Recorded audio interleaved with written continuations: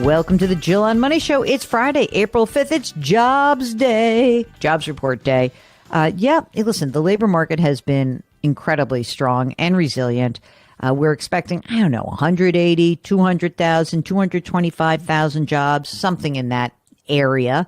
Could be revisions higher, lower to the previous couple of months. I think the main takeaway of these employment reports these days is simply that although you hear about layoffs in a lot of big sectors like tech sector or in media, it's not pervasive yet. Thank goodness. And my guess is that for as long as people generally have jobs, they are going to keep spending. So the job market is incredibly important. If there is something major to report to you, I will, I promise. In the meantime, in the real world where you live, either you have a job or you don't have a job, or you've got something going on and you need some help. And we would be delighted to be those people who give you some guidance. Just go to JillOnMoney.com, click the Contact Us button, and please let us know if you would be willing to come on the air live. That said, of course, we love to hear your emails, and I think that I read them with gusto. Don't I, Mark? I think so. All right. So this is from Kay, who writes, subject, perfect for what I just said. Got laid off. Can I retire? By the way, Mark, Teresa Ghilarducci, one of our favorite podcast guests, retirement expert, economist, she really does go deep into the idea of how people can't necessarily rely on working longer because they have a situation like the one I am about to relay to you. Here's what Kay says.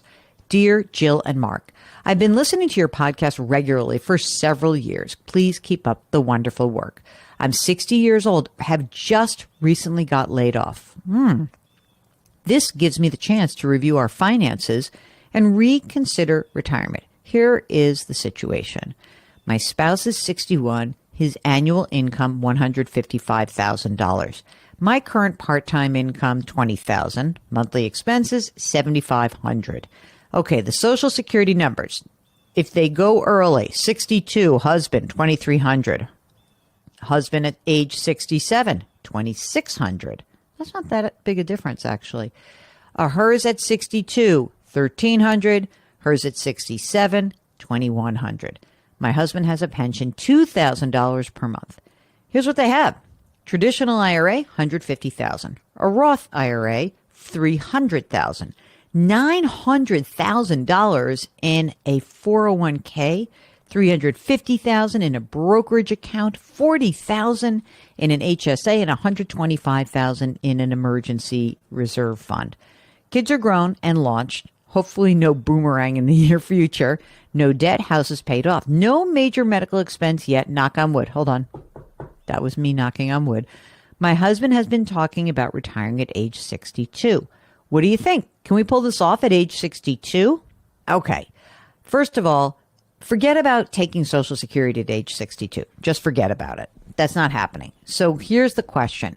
If you retire at age 62, between 62 and 67, for those 5 years, how are you going to pull money out to actually bridge the gap between your husband's pension and your needs?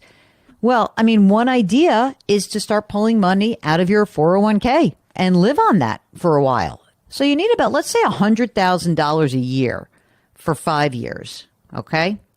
You take $100,000 out of the 401k, you pay the tax that's due, and you live on it.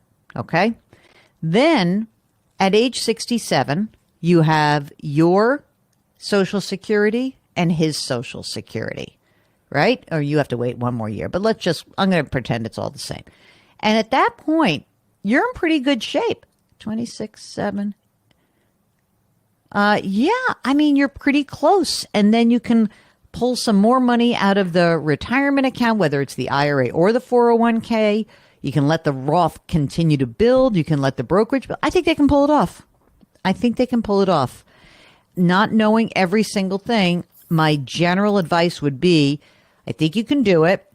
Obviously, the longer he works, the better it gets. On the other hand, if he's just fried and you're reconsidering things, I think you can pull it off. Currently, says Kay, they are moderately aggressive, 70% stock, 30% bond and CD. Mark, do you have any problem with that distribution for right now? For their ages, it's a bit too risky for me for their ages. I would probably be more like 60-40. I would think this. In at least the 401k and the traditional IRA, where we think you're going to pull the money out first, that I would really be careful with.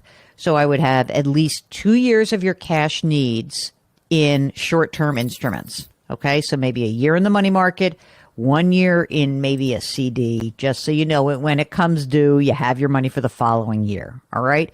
But I agree with you, Mark. I think I would rather be 60-40 or even 50-50, at least in the 401k and the traditional IRA. By the way, they'll have a few years. Maybe they get healthcare through his job. I don't know because he has a pension, but they'll have to cover healthcare costs. Right. So we're hoping that $7,500 includes the healthcare. All right. Here is, this is from our favorite family, Anonymous. Purchase of home for child. Mark, this is something else. I mean, I've heard so many stories like this. So Anonymous says, my wife and I are retired. They're 65 and 63. They live in California. They'd like to purchase a home for their child who's 30. All right. The cost. Well, wait till you see the assets. Okay. Cost of a 1 to 2 bedroom condo is about $1 million. Child's working, will pay the property taxes and homeowners. Okay. Oh, I see your point. Thank you. Okay, here's the assets, gang. This is the kind of person who can happily pay for their kid's $1 million condo. They have $1.6 million in traditional retirement, $1 million in Roth, $6 million in brokerage, HSA, a donor advised fund, and a house that's paid off. All right. They've got mostly index mutual funds and ETFs at Fidelity.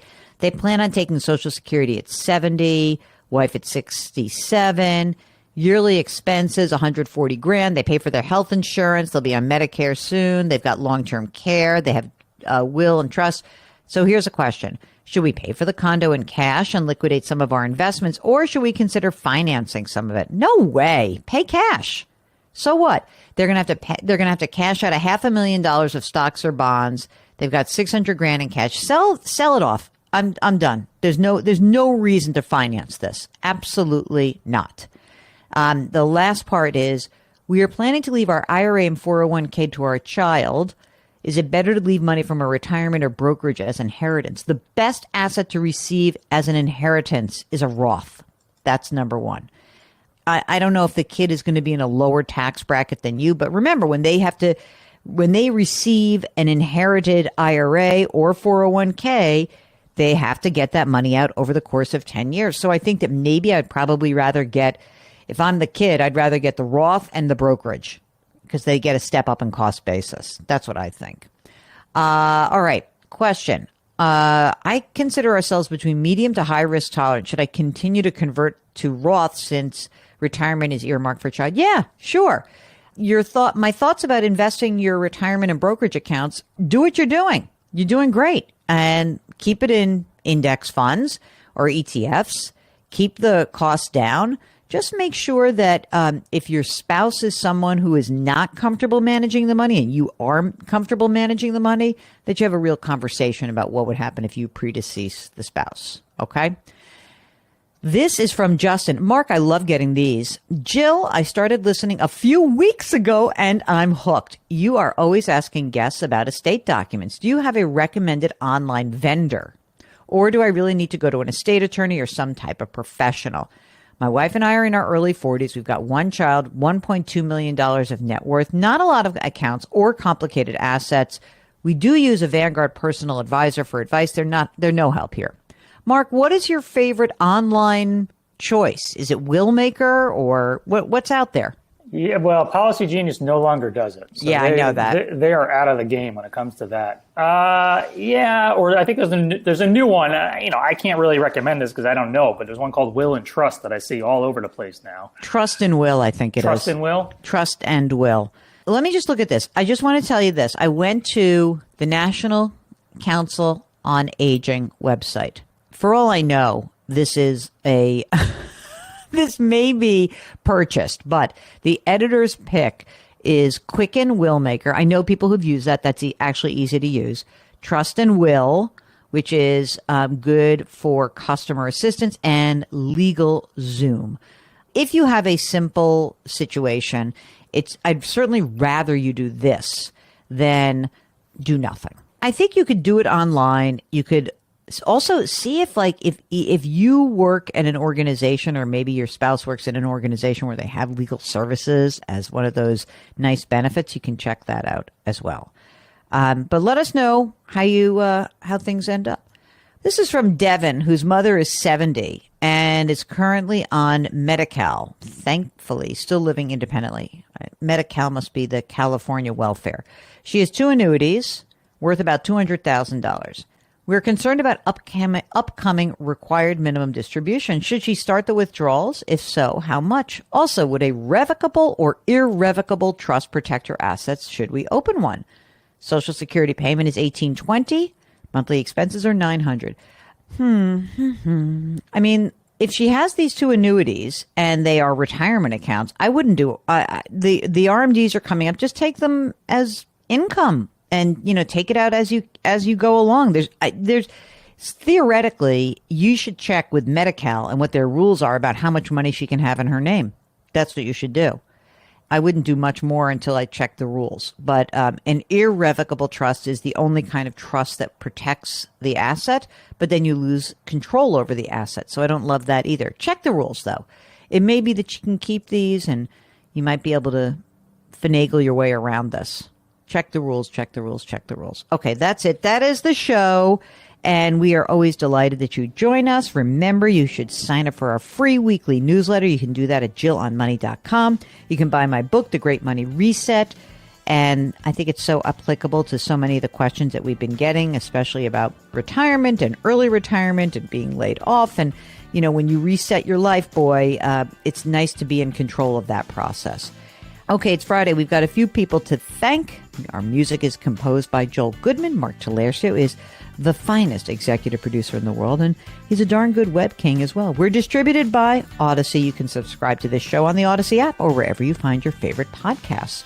We encourage you to do something nice for someone else today. Change your work, change your wealth, change your life. Thank you for listening, and we'll talk to you tomorrow.